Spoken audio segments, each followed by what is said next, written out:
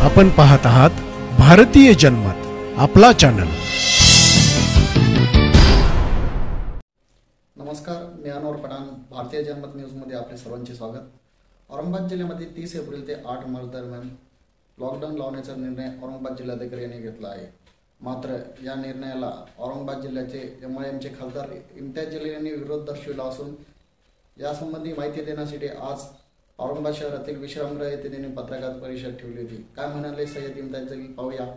यह है कि औरंगाबाद के अंदर चूँकि केसेस बढ़ रहे हैं, हम भी मानते हैं कि केसेस बढ़ रहे हैं और इसके लिए उन लोगों ने जो फैसला लिया है कि अब हम लॉकडाउन करना है, तो मैं समझता हूँ कि लॉकडाउन किसी भी सरकार और किसी भी प्रशासन के लिए एक बहुत आसान रास्ता हो गया है कि सारे लोगों को घरों में बिठा दो और सिर्फ रोज़ है तो मौत के आंकड़े दिखाते रहो कि कितने लोग मरे हैं करके। इन्होंने बताया है कि 8 तारीख तक हम शहर के अंदर लॉकडाउन करेंगे, सब चीज़ बंद रहेगी, ये खुला रहेगा, ये खुला रहेगा। उसके अंदर एक सबसे चौंकाने वाली बात उन्होंने ये कही है कि इंडस्ट्री खुली रहेगी करके। मेरा ये सवाल है कि इंडस्ट्री के अंदर काम करने वाले लाखों की संख्या के अंदर कर्मचारी है, मजदूर है जो इंडस्ट्री के अंदर डेली जाते हैं। आप इंडस्ट्री लॉबी को खुश करने के लिए ये फैसला तो ले लिए है, इंडस्ट्री होना चाहिए, हम भी ये मांग करते हैं, लेकिन किसी भी जान से बढ़कर नहीं है। तो ये फैसला क्यों लिया गया है? उनको खुश करने के लिए, लेकिन उस गरीब की, उस कर्मचारी की जान के लिए भी हमको चिंतित होना पड़ेगा। हमने तो प्रशासन को ये कहा है कि अगर आपको बंद करना है तो पूरी तरह से सब बंद करिएगा, हम भी सपोर्ट करेंगे, लेकिन ये खुला रहेगा, वो खुला रहेगा। और पैंडेमिक एक्ट के तहत आपके पास ये अधिकार है कि आप पूरे प्राइवेट हॉस्पिटल्स को भी अपने कब्जे में ले सकते हैं, आप ले लीजिएगा।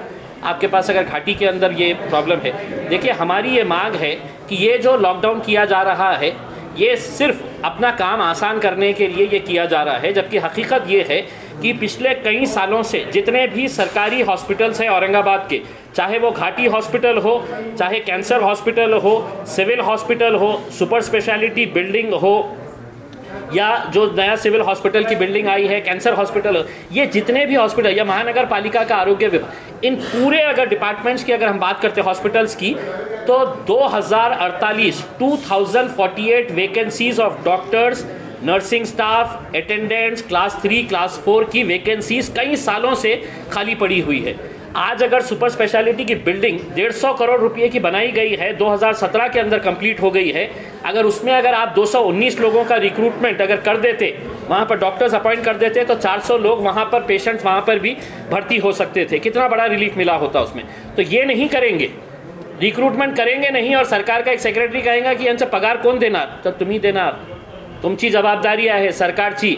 तिथे कुठे काही नौटंकी नाही होणार आहे, तिथे नाच गाण्याचा कार्यक्रम नाही होणार आहे, तिथे हॉस्पिटल तुम्ही बांधलेला आहे आणि त्या हॉस्पिटलसाठी आपल्याला डॉक्टर पाहिजे, सगळ्यांना माहीत आहे।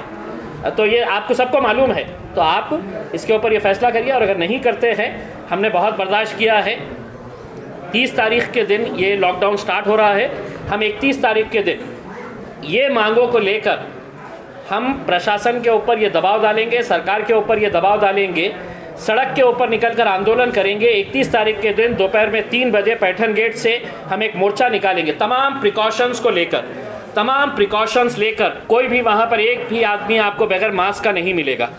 आप हमको ये नहीं कह सकते कि इतने सारे लोग, अगर आप रोकेंगे तो पश्चिम बंगाल में जाके नरेंद्र मोदी साहब को भी रोकिए, आप आसाम में जाके है तो अमित शाह साहब को भी रोकिए, आप जहाँ पर हज़ारों लाखों लोगों को अगर वो जमा कर रहे हैं, तो मैं अपनी मांगों के लिए सड़क के ऊपर उतरूंगा, पूरे प्रिकॉशंस के साथ उतरूंगा और खामोशी से नहीं उतरूंगा, थोड़ा सा बजाते हुए निकलूंगा, क्योंकि ये जो लोग सो रहे हैं वो लोगों को जगाने का वक्त आया है।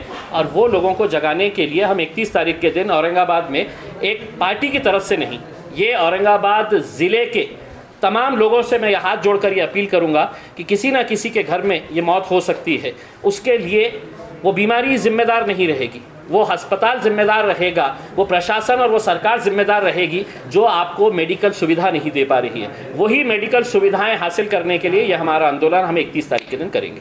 Okay, thank you. लॉकडाउन लगा रहा है और एनजीओ तो फूड पैकेजिंग, ये बड़ा अजीब सा एक फैसला लिया गया है कि सरकार ने अपने नोटिफिकेशन के अंदर कह दिया है कि जो NGOs है और जो सोशल ऑर्गेनाइजेशंस है वो जो खाने वाने का इंतज़ाम करेंगे, उन्होंने हमारी परवानगी लेना और खाना दे देना। यानी कि इसका मतलब ये है कि हम सिर्फ ऑर्डर पास करेंगे, ये बंद, तो तुमने घर में चले जाना, तुम्हारे खाने की जिम्मेदारी कौन लेगा?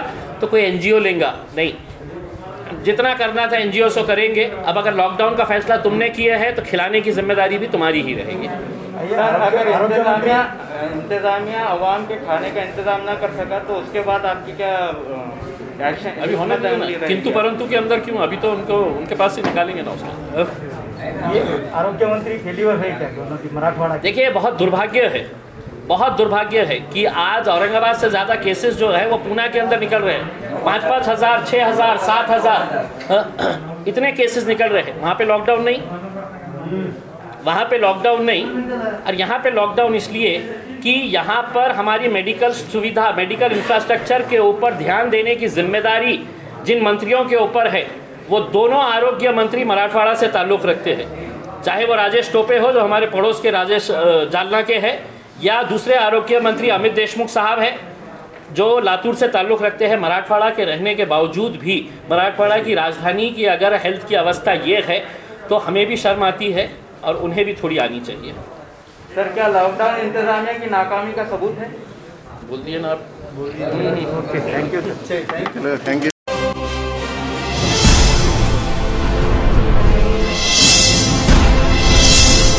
आपण पाहत आहात भारतीय